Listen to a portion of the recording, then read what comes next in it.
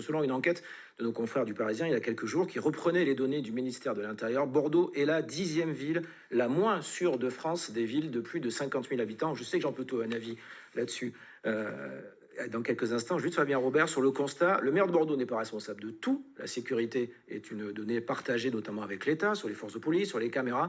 Aujourd'hui, est-ce que on peut faire porter la responsabilité à l'équipe en place de l'insécurité à Bordeaux, ou c'est un phénomène beaucoup plus global, en restant objectif?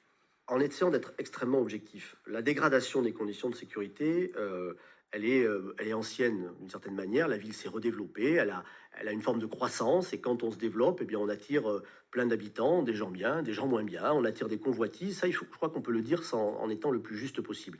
En revanche, le maire de Bordeaux, il envoie un message et un signal très clair au réseau, au grand banditisme, par sa posture.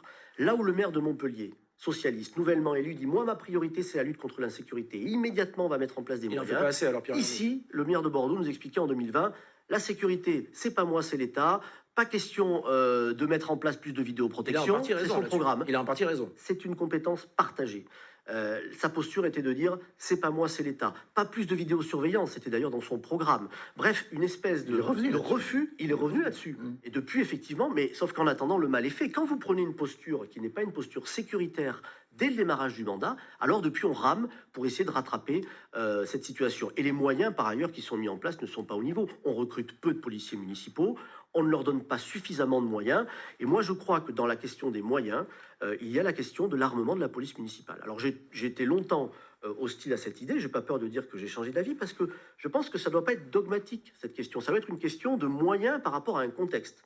Le contexte sécuritaire s'est dégradé. Il faut revoir les moyens. Oui, mais en attendant, on a du mal à recruter des policiers municipaux, parce que quand vous êtes un ancien policier national ou un ancien gendarme, comme il y en a beaucoup aujourd'hui, qui veulent changer de corps, et qu'on vous promet un uniforme, on vous promet, on vous oblige à tenir la population, parfois à tenir l'ordre dans la population, et qu'on ne vous donne pas d'armes, eh ben, vous n'allez pas dans cette commune, et vous allez dans une commune à côté, vous êtes mieux payé, vous avez une arme à feu.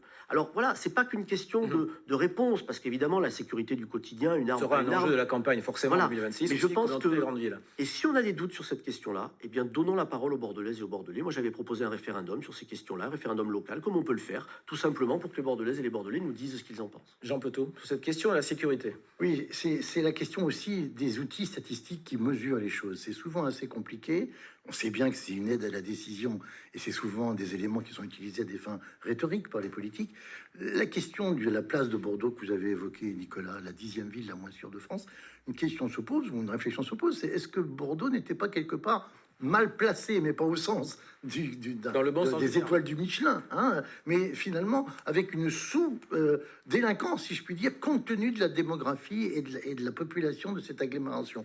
Les policiers et les responsables policiers disaient souvent, il y a une quinzaine d'années, ici c'est anormalement tranquille. Alors vous avez dit que c'est un des produits du désenclavement, si on peut quelque part le dire ainsi, mais je crois qu'il faut aussi regarder les chiffres toujours avec, comme on dit, quand on les torture un peu, on leur fait avouer ce qu'on veut. Non, mais je crois qu'il y a vraiment... juste une dernière question, on va terminer sur la sécurité. J'ai encore une dernière question avant de finir l'émission. Allez-y, Fabien Robert. Non, mais sur la question de la sécurité, pour moi, ce sera un enjeu capital de la prochaine élection municipale, des mois à venir. Pas tellement uniquement comme une question électorale, mais d'abord comme une question de réponse à un contexte. Insécurité ou sentiment d'insécurité, il faut bien avouer aussi que parfois... C'est pas la même chose. Ce qui n'est pas la même chose, mais les deux doivent être absolument traités, et parfois mépriser le sentiment d'insécurité, comme je l'entends aujourd'hui dans les conseils de quartier ou dans les réponses qui sont apportées à la population, ça donne un sentiment de désintérêt et d'abandon qui est terrible. Donc moi, je crois qu'il faut traiter cette question. La police municipale est une police de proximité. Elle a besoin de plus d'agents, plus de moyens, et on a besoin de réponses pragmatiques, pas d'idéologie écologiste sur ces questions-là. La sécurité, c'est quand même un bien fondamental.